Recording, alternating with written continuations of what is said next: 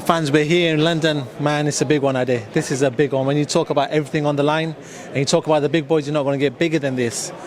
Tyson Fury, Oleksandr Usyk. Talk to me about this one, man. Talk to me about this one. This is it, innit? I mean, this is it. The heavyweight division is, or at least when I was young, the glamour division. I was, I'm old enough to have grown up Mike Tyson, Lennox Lewis, Evander Holyfield, when if you were the heavyweight champion of the world, A, you were making the most money, and B, you're doing the most pay-per-views. Obviously, Floyd put a stop to that, Oscar put a stop to that, and others. Now, all of a sudden, it's been reignited. I think AJ maybe kick-started it, but Tyson Fury, to be fair, has almost taken the baton and ran with it. And now, finally, we genuinely are, sometimes not with every undisputed fight is that number one versus number two. Like, Kambosos Haney wasn't number one versus number two at 135 pounds. This is unequivocally number one versus number two. They both had their semi-finals, Fury against Wilder, Usyk against AJ. This is it. This is it. And I can't wait. Honestly, I can't wait. I think this is going to be an incredible fight. I don't judge Fury off the Ngannou performance. And I don't judge Usyk off the Dubois performance. I think they both raise their levels when they're against really elite fighters, and that's why it's going to be so good. The general narrative is he's too big. Tyson Fury is too big. When you looked at him facing off there, you can tell, he's a big guy. But for Oleksandr Usyk, how does he win this fight? We know he's got great footwork, but you break it down for me. It's just that. His footwork's incredible. He sets a pace as well. What I've realised with Fury, and one thing that we've always said about Fury is that never seems to get tired. And he doesn't get tired because he's dictating the fights. So he's going at his own tempo, which is comfortable at. If Usyk can really work to his own tempo, Fury won't like that. And then eventually we might see Fury start to get tired. And let's be honest as well, we've seen Fury hit the canvas a few times. We've seen it happen. I'm not trying to say Usyk can hurt him and knock him out, but he'll be wary. He'll be wary of Oleksandr Usyk. His movement, the way in which he can go through the gears, Fury wouldn't have fought anything like that before. Fury's never fought a boxer as good as Oleksandr Usyk, but the same can be said of Oleksandr Usyk. He's never fought a boxer as good as Tyson Fury. So it's almost like that Spider-Man thing, that meme when they're kind of putting at each other like, whoa. But Fury will be freeze-stoned and a bit bigger.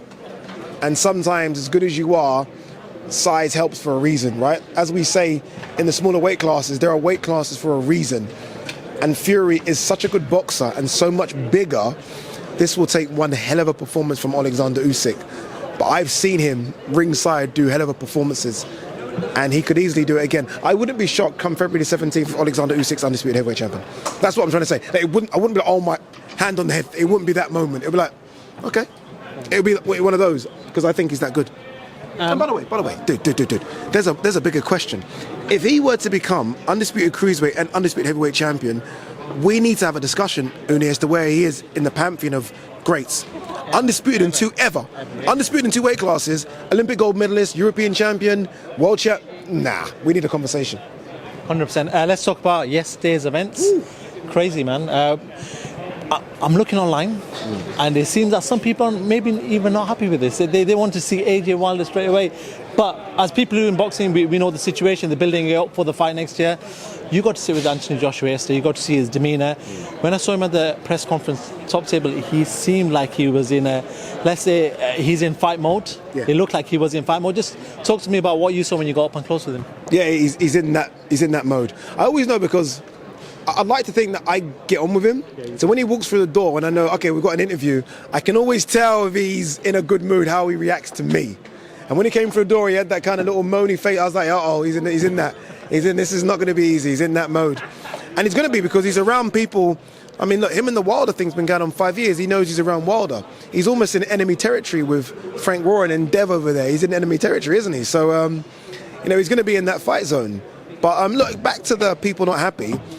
You can be unhappy with with Wilder AJ not happening, but you also can be happy with the card that's put together. I mean, I'm sorry, Wilder Parker's a great fight. It's a headline main event in itself. Otto Volin AJ is a headline main event in itself. Do you know what I mean? Daniel Dubois, Gerald Miller is a headline. There's about 4 or 5 main events by themselves. Be appreciative, man. Like, it's almost as though people have these weird memories of a time in boxing when cards were 10 deep. It never happened. Now, what were we doing? Like, why are we lying? It didn't happen. You know what I mean? It didn't happen. I don't know, what are we talking about? Like, I can't remember a card. I think Mayweather fought, I don't know who it was, and then we got Danny Garcia, Lucas Matthysse as the undercard. That was Manny Pacquiao. That was the Manny It Pacquiao. wasn't. No, It was wasn't before that? that. It was. Who did he fight? Mayweather. Maidana might have been. It might have been a Maidana fight. Okay, possibly. okay. Maybe I'm wrong, but it's one of the. 1 second. So we got. Ages ago, Yeah. ages So we got ago. the pay-per-view king. We got a pay-per-view king with one name on the undercard. No, but look, I get it. As a boxing fan, and that's what I am before I work in the sport. You know this.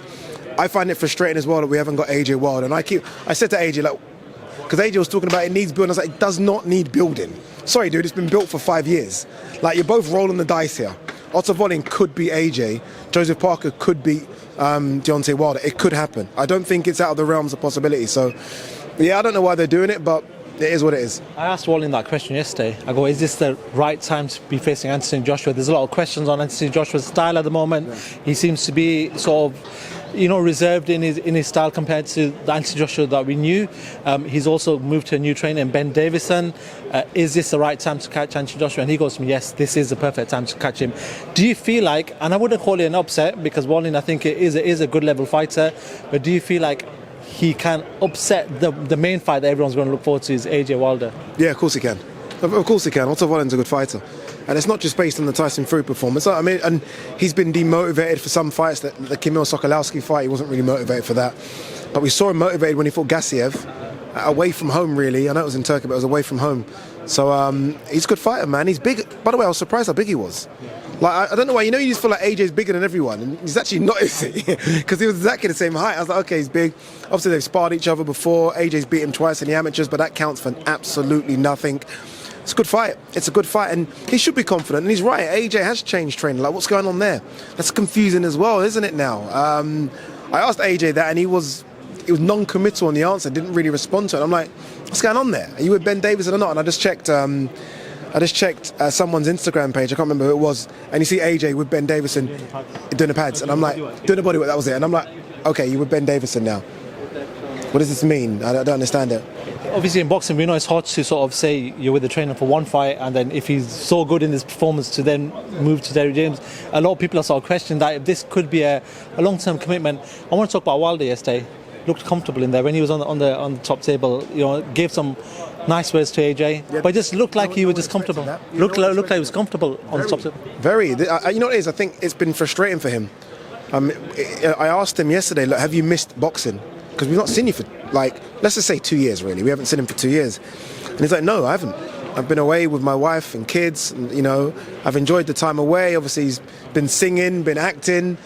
But then I saw something. He looked at Malik Scott, and I saw the eyes of a man that wants to kill people again. He wants to take people's heads off. And I think he looks around the boxing landscape now as well, and he thinks there's so many big fights out there for him. So I think he's back. I think he's going to cause a problem. And we know him. He'll turn into killer mode when he wants to turn into killer mode. He's relaxed up there, but when it's time to do that, he'll do that. By the way, I will say this, though. We sat down, so I was less than a metre away from him. I couldn't believe how small he was. I can't believe that guy. He's only a heavyweight in height. He's tiny. I'd love to know what he weighed yesterday. Does Usyk look like more of a heavyweight when you look at him? Usyk 100% weighs more than Deontay Wilder. People like make the jokes about the legs, but I was like, oh my god, they are that small. So where does this power come from? Because everyone says power is generated from the legs. So he surprised me, but it's good to have him back. It's good to have Mr. Bomb Squad. The Malik Scott as a character as well. I've missed him because, Uni, you've been watching the sport for long. He brings excitement. Not so much at the presser yesterday, but normally weigh-ins, presser, build-up, and I think it's good that we've got him back because I've missed him. And he's 38 now, so there's not long left of him. So the last couple of years of Wilder, let's enjoy it. Wicked, Ade, I've taken a long time of yours. I don't want a queue building up because it is 8 p.m. nearly. So I'm going to let you go. Thank you so much for your time. I'll speak to you at the next one, man. Top man, thank you.